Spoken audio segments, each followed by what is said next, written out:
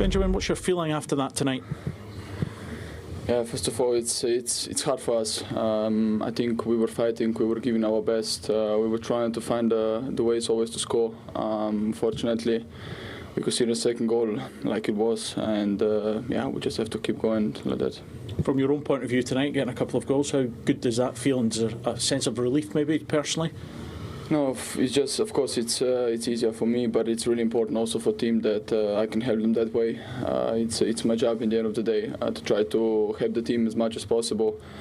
Yeah, I'll still get a draw with that, and I think we have to keep moving from that. From your own point of view, was it a case of making sure you kept getting involved, trying to take the chances and not worrying about the ones you missed?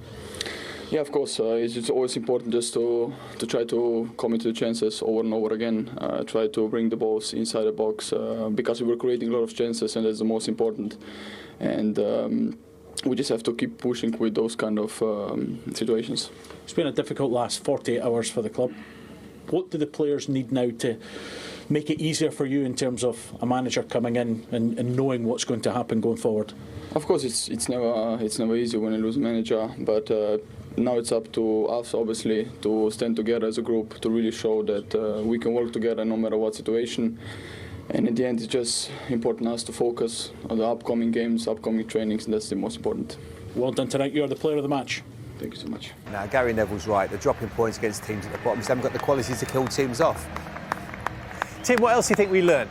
Well, what will Darren Fletcher and Manchester United have learned from that? I think the positive is Sesko scoring. You know, he's scoring 2 goals. Hopefully, he gets some confidence from that. He's took 6 months to turn up at Man United. I'm pleased for the lad. You know, he's had a tough run of it. I had him off the pitch at half-time. Never to wear a Man United shirt again. I wasn't going to remind you, Tim. I wasn't going to take you there. No, yeah. Listen, I stand by what I say. He's not good enough to play for Man United. You know, but he looked it. If he plays at that level, surely. Yeah, no. He's turned up. He's turned up for one game against Burnley, who are going to get relegated. Look, fair play to him. You know, hopefully he gets some confidence, and we start seeing something different for him. I'll put him in my fantasy team next week. Well, maybe it helps if he's got Bruno closer to him. Yeah. If he's got crosses coming in from left and right. When Bruno come off, I know he's not been injured, but when he comes off the pitch, I think they lose control. I think he's one man who can put the foot on the ball. He passes the time over. He passes it to the right people at the right time. And I think they miss that guy, or they really do. So they're well short of quality. That's what Man United are. As Jamie says, you need to be able to kill the game off. You need to be able to dictate the pace of the game. And they don't do that, even when they're ahead. You know, so it's look. It's not, like you said about Sesko, it's not rocket science that you get a left-sided player on the wing with Dorgu crossing the ball into good areas so he can come and attack it. I feel sorry for centre-forward sometimes because they have to make 6 runs. The winger gets it, goes to cross it, chops it back. They've made 5 runs. All of a sudden, much easier to mark. When the ball comes in early like that, that's what he needs. That's what he's had before. That's what he needs. To be fair to Fletcher, he switched him over at half-time, and Dorgu puts a cross in. You know, he's on the favoured left foot. Good, fantastic delivery. This is the first goal he scored. We saw the Bashir Humphries cross, the Aiden Heaven deflection to give Burnley the lead at half-time.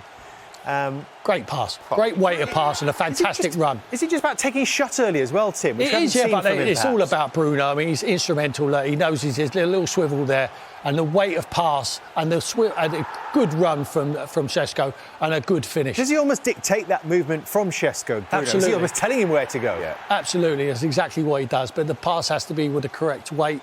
I just think he's a special player, Bruno Fernandes. He really is. Yeah. And it's great play. I mean, the ball by Casemiro gets it on the half-turn. This is the goal you're talking about when Dorgu is on that left-hand side. This is what he can do. Yeah, you can see now he's got his tail up. You can see him there. He's starting to have a bit of movement. He wants the ball. He's got a bit of running here. He makes 2 runs, opens his body up. Really good finish. Really good. See, look, he's asking for the ball. He's checking his shoulder. Where am I going to be free? Gets onto his blind spot. Then he nips back in front of him. Lovely finish. Good for him. Good cross as well. But we see it so often with wingers with their opposite foot.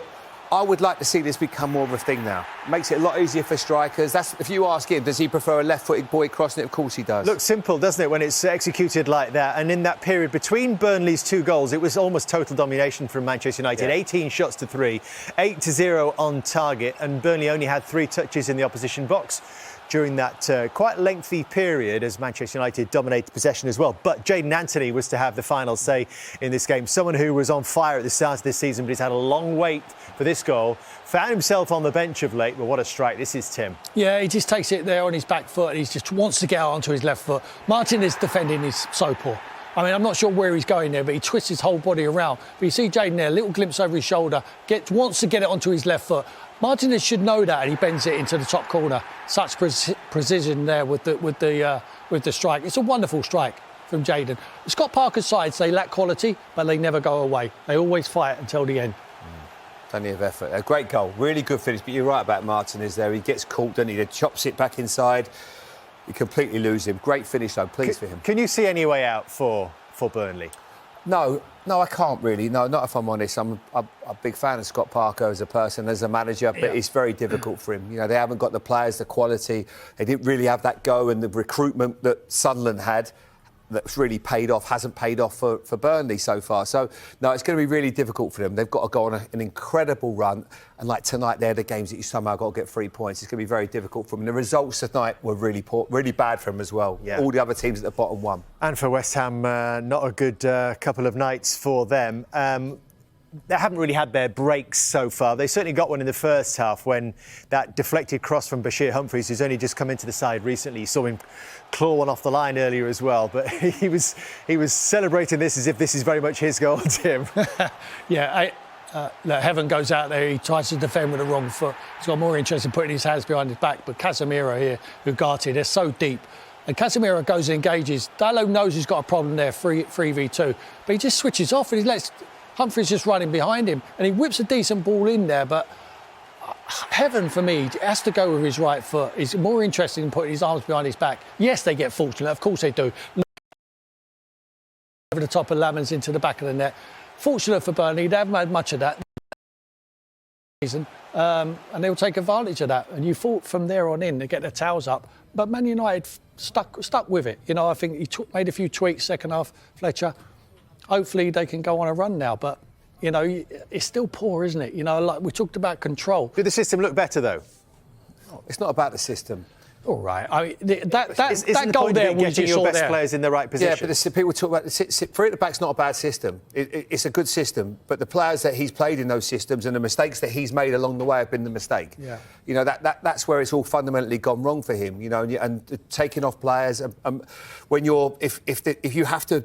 When things aren't going your way, you have to maybe go to a back four or change it, or maybe, look, we're losing this game, they've got a man sent off, you don't stay free at the back. And that's what Amorim kept making. Those are the mistakes. So even if the next manager comes and wants to play three at the back, you can still have success playing it. Do I think it's the way forward for Man United? No, because it's more of a counter-attacking system. But it is still a good system. Just on that point, Jamie, we can show you the stats from the game. You talk about the counter-attacking system of the three at the back and the difference that maybe it makes if you do play four at the back for Manchester United, and you get Bruno Fernandes playing up higher the pitch. 30 shots that Manchester United have had, the most they've had in a Premier League game this season. This has come away from home, remember, as well. And expected goals figure is two more than Burnley, so you'd normally expect to be winning a game on that basis, but they've had one fly in from the deflecting in the first half, and then Jadon Anthony has scored that cracking equalising goal as well. Did you see the evidence that this is the way forward? Is that enough evidence that this is the way forward for four at the back, three in midfield? I think it's easier for every player to learn to play four at the back.